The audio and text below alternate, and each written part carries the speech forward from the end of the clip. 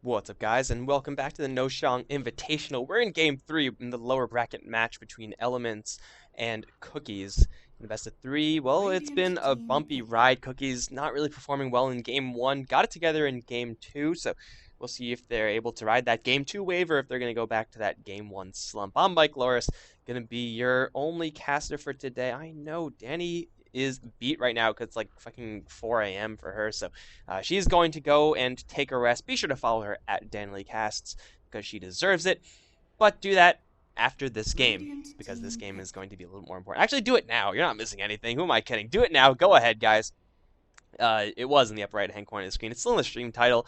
I'm still going to give her that, I'm going to call it posthumous credit. But for right now, Cookies, I want to see them pick up just their comfortable heroes. The Sven was really well positioned in the last game for Flen's, super comfortable on that. Probably Witch Doctor, honestly, for Pablo, because why not? It's been working out really well for the Cookies side so far. Can't get their hands on that Bounty Hunter, as that was the first pick of the Element side. But, ooh, this is a little bit of a deviation. Still not a super weird deviation, but it's going to be a Lion second pick for the Cookies squad.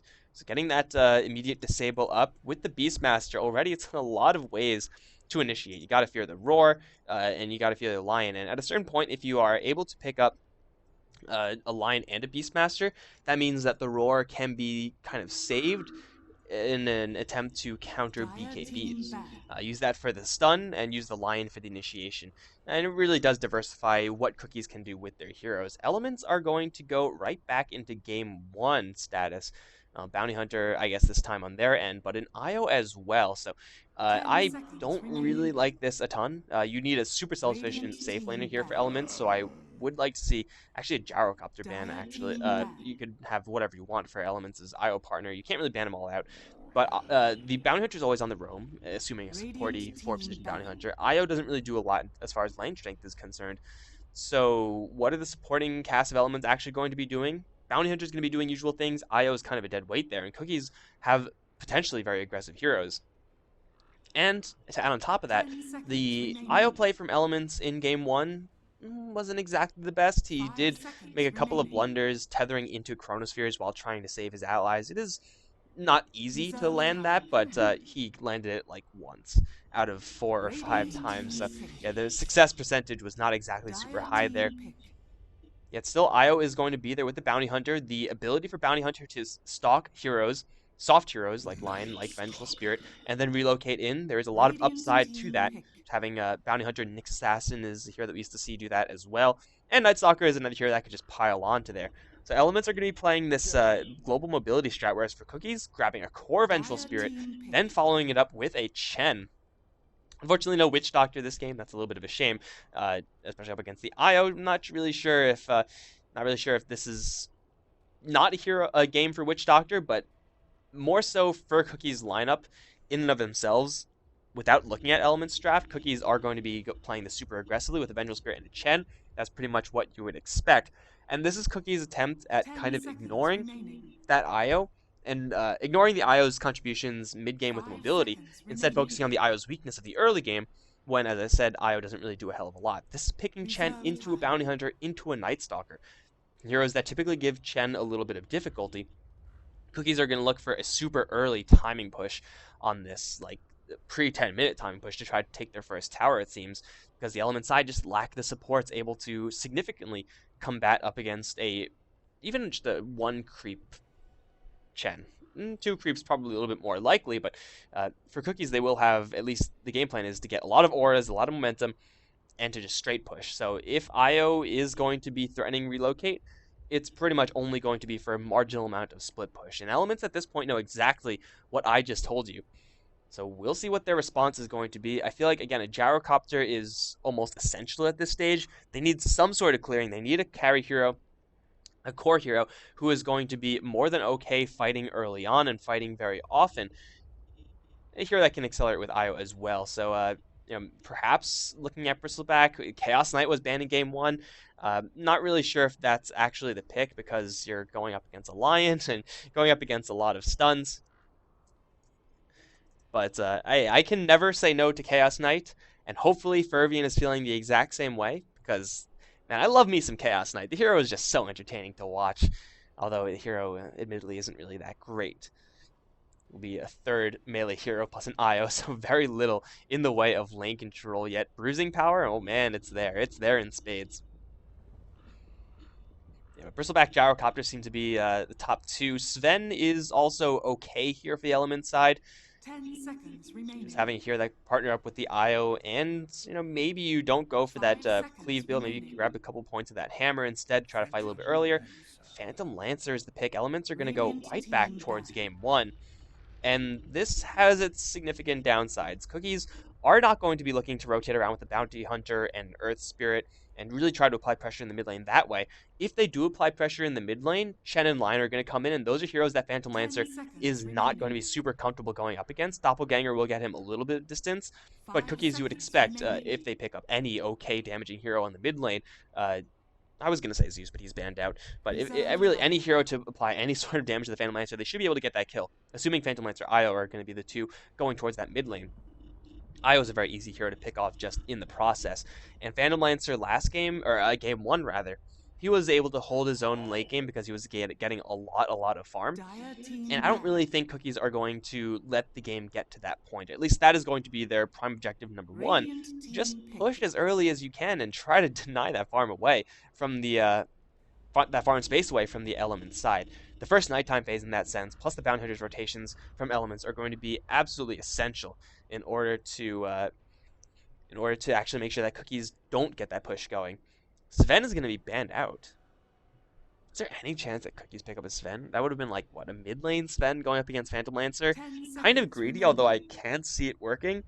It's not exactly the safest thing to do. 5 For seconds Cookies, just remaining. something pretty basic like a Viper for a siege engine seems pretty safe here. If Reserve this was last buff. patch, like this would be a fantastic time to pick up a Shadow Fiend, right? Like get the minus arm, you get the auras. Maybe not the best position here up against Phantom Lancer and Io, but what mid lane heroes can add a lot of momentum to these pushes. Invoker is usually banned out or picked at this stage, and he's not. Death Prophet would be the best hero, but she's banned out. So Invoker looking okay here for the Cookies side. They have Roar into Sunstrike. We already saw the effectiveness of that combo last game. Is maybe a difficult matchup going up against the IOPL, but if you get the Forge Spirits up, if you just break even in the lane, hell, even if you don't break even if you're like losing the lane 40 to 60, you're still in a good position because you have so many auras and so much aggressive pushing power behind you that you can probably make that happen regardless of Bounty Hunter roaming in and Phantom Lancer being in there, but no, it's going to be the Viper. I think this is probably the Dire safer team way to go. pick. Viper is probably not going to be forced to build up towards a mechanism. Chen should have that under control. Go for a little bit of a more aggressive build, a little bit more damage towards those towers. Sajin Yasha, perhaps, coming up on the big green Viper. And this is a pretty basic push draft through and through for Cookies. Get Chen a little bit of space, then go ahead and plow down elements. Late game Cookies 10 have Viper, they have seconds Vengeful remaining. Spirit. It's not nothing, but it's certainly going to pale in comparison to a global 5 present seconds Phantom remaining. Lancer, and just Phantom Lancer in and of himself. Cookies don't really have that much clearing, and now they're going to grab that bristleback that I mentioned earlier. The lanes, they may not be the cleanest for the element side, but their ability to brawl early on is there in spades. They have four freaking melee heroes, not really going to be punished super hard by the Cookies squad. As far as AoE stuns are concerned, Spike gets a little bit better, but Vengeful Spirit, Chen, all fairly mediocre. At least they don't get significantly stronger going up against this mess of melee heroes. So elements are just going to look to bruise their way to victory, say, screw your pushing, we're just going to dive in, start the fight, and massacre you right here and now. That is a difficult call to make, and there is no guarantee that it is actually going to work at any given time, since Cookies do have so much peeling away power. Like, they'll have a Chen army in the front, obviously. They'll have the stuns from the Vengeful Spirit and the Lion, which is a lot of crowd control, not to mention a Viper sitting on the front line, so you gotta walk through a handful of stuns, two stuns, a Hex, a Roar, Prepare for and a battle. Viper who's in the front line just being a brick wall. Killing off Viper is going to be difficult for the element side, and you have to kill Viper if you're going to get to those soft heroes in the back. The Chen, the Lion, the Vengeful Spirit, not exactly super soft, but is more so along those lines than not.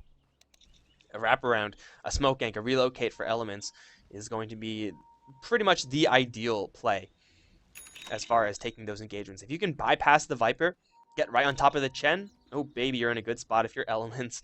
But of course, that might not come to pass. Should the Bounty Hunter have a really successful roaming phase, I don't see it being that great. He's going to have, I would expect, an okay time. Let's say 10 to 11-minute track up. It's a mediocre, but yeah, you can't really effectively gank the Viper. It's super 30 difficult, seconds to especially battle. when all the other heroes that can help you out in that are also melee. Got to close a lot of distance to kill off this Viper, even with an IO there. So Fervian may have some difficulty there. But first nighttime phase and the bounty hunter, as I said before, it's going to be those are the two most important things for elements to have success with. Because if not, they're going to be pushed, and their ability to clear waves, to initiate not really effective ways. It's The not battle exactly begins. a clockwork initiation. It's not exactly a roar. There's no finesse involved. It's pretty much just circle all your heroes, press A, move down into the enemy base, and then just kill anyone along the way. Brute force, man. It's all about that brute force. They have three strength heroes, I guess, as much as we can call Iowa strength hero, plus a lot of damage coming out from the other two agility heroes. So it's an awkward combination of heroes for elements, but if they're able to bruise their way in enough, then yeah, they will be looking at a pretty decent standstill, and a standstill in the mid game means a victory for elements down the line. They're going to start things off on the bottom lane. Fervian can move in towards Pablo. Void is there. Magic Missile to slow down ZXC. Pablo's taking a lot of damage. He has the Fairy Fire, so he's not going to die anytime soon. Flen's going to take a couple shots from Fervian as well. So far, no kills anywhere except for potentially this bottom lane. Chen doesn't have to deal with Fervian. He's going to be very happy about that. Sentry's traded, and it looks like the Dire Sentry will win. There is no more detection here for the Radiant squad, so they are blind to the Bounty Hunter. But Vengeful Spirit and Lion, even though they do have a lot of power, once they get level 3, level 4, level 1 stage, there's still 2 range heroes going up against 2 melee heroes, and that should be good enough in between these super divey plays from the Night Stalker and the Bounty Hunter, who can very easily kill off the likes of Vengeful Spirit and the Lion, but they have to make sure to not take chip damage before then. That's really what's going to be winning Cookies this lane, the fact that they can chip down the likes of the Night Stalker and the likes of the Bounty Hunter. And who knows, Steph Style may come in with a handful of creeps already level 2. I would expect that to be coming in about 2 or 3 minutes. Now we're going to take a quick look at this top lane because I don't expect there to be much action here. Jelly's going to be going toe-to-toe up against this Bristleback. Magic Stick is up on both sides. Viper's actually taking quite a bit of damage. He will survive. But yeah, this top lane should be advantageous for the Bristleback. Not a lane that he can absolutely crush, because Beastmaster, once he gets extra points in the board, will get that extra bit of control, and with the aura, you can shove the wave pretty hard as this Beastmaster. And you can see Axe is level 1, doing quite a bit of damage to this pig. But still, this Bristleback and Beastmaster lane is a lane that should be fairly even. Beastmaster has to be a little bit careful not to get the Quill stacked up super high, and in that regard, Magic Wand is going to be a pretty big pickup for him. It's pretty much always going to be full, and if you can spam out those boards, you're going to have a fantastic time controlling the wave and just staying up on the top lane. Steph Style is going to have to deal with the Bounty Hunter, and now he's going to steal level 2 away from this creep clear. But so far for elements, no action. And of course, the first nighttime is going to be where the action is really going to get going. ZXC should be at level 4 at least by that time. And we'll see. Then, yeah, Lion and Vengeful Spirit get a lot worse at dealing with the Night Stalker. You can chip him all day long, but he's just going to dive your ass. And we'll see if the teleportation support is there enough for Cookies, or at least the Chen support coming in. Fervian's going to rotate back in, and Pablo and Flenmeister, they're very far up the wave. Spike is down to ZXC. They have a Magic Missile there as well. No wave until super late. No minus armor then. They'll still continue right-clicking away. ZXC can turn around for the Void. One more right-click. Not going to do it. Pablo's taking a lot of damage from Fervian in the meantime. Orva Venom. Slow. Is that going to be good enough? It's actually not, and Blend's going to grab the last hit on the Bounty Hunter after another spike. Lion is going to limp out of there at literally 1 HP. And Flens is going to grab that kill. A little bit of a misplay there from Cookies. You got to throw out that wave first thing, get that minus armor. They would have otherwise killed off the Night Stalker with that. But you know what? Doesn't matter. Got kill. Got a very nice first blood kill there as well. They can still stick around in this lane. And now Steph Style can rotate in as well with a level 4 Chen. Shove down this tower potentially before this nighttime phase. So, yeah, I want to say that was a guaranteed kill on the Night Stalker if they throw out the wave first thing. It's minus 3 armor up against a 6 armor target. He got away with, I don't know how much HP. I want to say less than 100. So, yeah, I don't know. It would have been close otherwise, but either way, it's still a first blood. It's still going to take the Bounty Hunter off the map and let everyone breathe a little bit easier for at least a little while longer. And now try his luck on top lane for Fervian, but it doesn't seem like there's any lane where he can really make a significant impact now that the Chen has joined the fray. Bottom lane would be the lane, but now it's a little bit too late with this many heroes here. Night Stalker, however, is level 4. He is, in theory, ready to go, but his tower is going to be pushed, and it doesn't seem like he's going to get a ton of backup. Io's level 6 is nowhere to be found, and ZXC, he's going to draw off the creep wave, but still with Chen in the area, he should have enough to put a lot of damage into this tower. Maybe not bring it down, but Night Stalker is pretty much, he has his hands tied over in this bottom lane. His options are not exactly numerous. Quick check-in up towards top lane. Jelly is falling behind, slightly behind. In fact, not an issue at all for the Beastmaster. He can very easily recover from it. Just needs a little bit of time. I'd like to see how much action this Night Stalker actually gets, because right now he's super far behind. Over towards the mid lane, Adam's trying to race for Slander. TP coming in for Pablo. Spike is going to be there looking for the IO race. They'll grab the kill. Flow also hexed up, and he's going to doppelgang away. And he's going to survive eating the Fairy Fire. Adam, though, a very difficult hero to kill at any stage of the game. Level 3 in that corrosive skin. Going for a rather defensive build, expecting most of the threats to come from that Spirit Lance spam. And it's going to keep the Viper alive, and well, long enough for them to grab that kill over towards the bottom lane now. Slander's going to teleport in. Fervian's in the area as well. He's going to show himself off. He's revealed by the net, but ZXC is the real threat here. Level 3 Void is going to hit pretty hard onto Steph Style. Magic Missile onto Slander. They're going to turn around, try to race to the island. They'll grab him. Steph Style's still not in a great spot, and he's going to fall to ZXC. But will they also be able to kill off Lens? Otherwise, just a 1-for-1 support trade. That's perfectly okay, actually, for the Cookies side, because, again, nighttime is when the Night Stalker is supposed to be getting kills for free. That's clearly not happening. Lion getting a lot of breathing room over in the mid lane to get towards his level 6.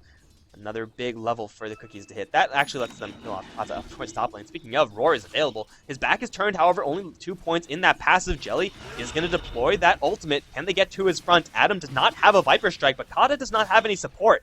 So it looks like it'll be a pretty easy kill. Bristleback putting out a lot of damage with his passive Quills before he does go down, but it kills a kill.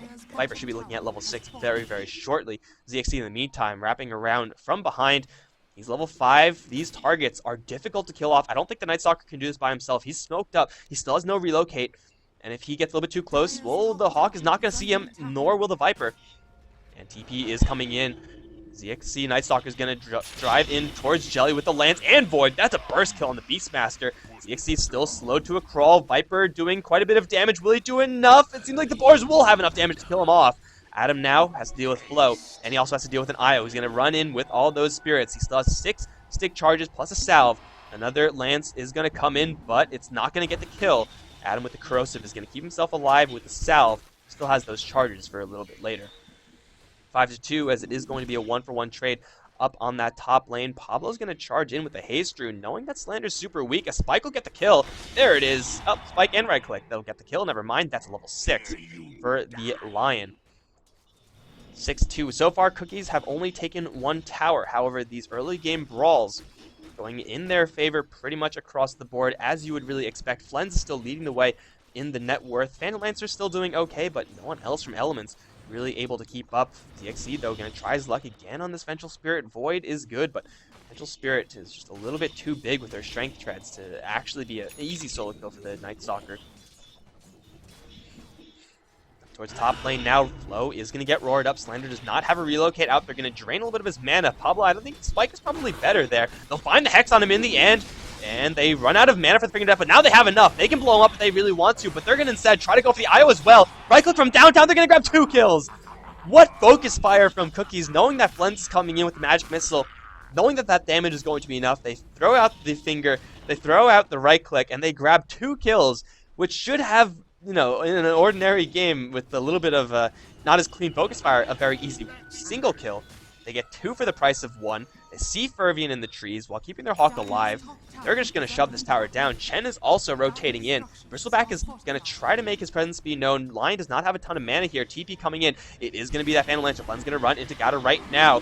And, well, he's going to get chanced on immediately. Axe is going to fly through as well. Bristleback got nothing done. And now, well, he's going to drop. They will trade him for the Vengeful Spirit. Nice 2-man stun from Pablo is going to give them the ability to disengage. Fervian netted down, has to deal with Chen creeps, taking a lot of damage from him. He's going to go invis, but he's not going to survive. Steph Style and Jelly now up against Flow and ZXC. Flow's going to throw out another lance towards Steph Style. He uses Hand of God. ZXC is just going to beat him down as Jelly is going to try to do this by himself. Another stomp there from the Centaur is going to slow the Night Stalker, but Jelly does not have enough clearing right now, nor does he have a roar, nor does he have enough damage to deal with Slander's regeneration onto ZXC.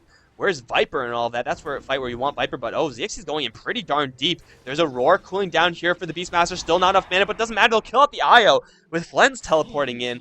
ZXC is going to limp out of there, albeit barely. 11-5, and it's going to be yet another win for the Cookies side, I feel. Just killing off, well, rather even, I suppose. But Adam, not involved in that at all, shoving down the mid lane as much as he can.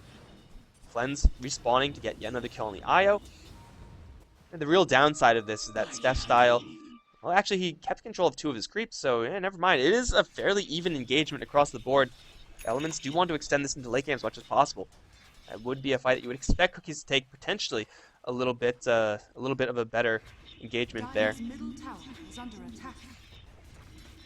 But tower is going to be sieged now. TP coming in. It's the Phantom Lancer. I really hate how these TPs are all brown now. It looks like it's Night Stalker all the time, but like an inner circle that's colored. I don't like that. Either way, tower is still going to be brought down. Cookies still working with a lot of tempo. Their heroes are in full effect. We're not even 10 minutes in the game yet. Mechanism status. Ooh, it's going to be built up by the Viper.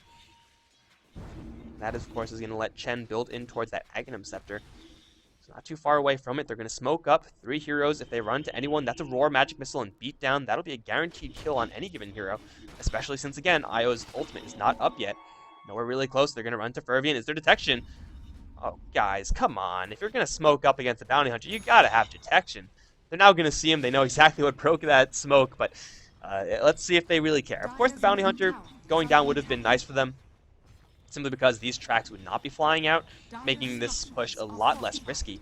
But they'll still grab this tower, and they still have enough firepower very easily to go for a second tower here. Maybe they're going to respect the track. It's 3 tracks so far. Expect a lot more coming. Oh, man, if they just had a set of dust there, they could have killed off the Bounty Hunter. Wouldn't have to worry about any of this gold, but yeah, if you're Elements, this is something that they knew was coming in. They're going to swap back Fervian. This time the dust is there, and they'll kill off the Bounty Hunter in the blink of an eye. Bounty Hunter down. The tracks will cease. The tower will fall. They can go high ground. It's only 11 minutes in.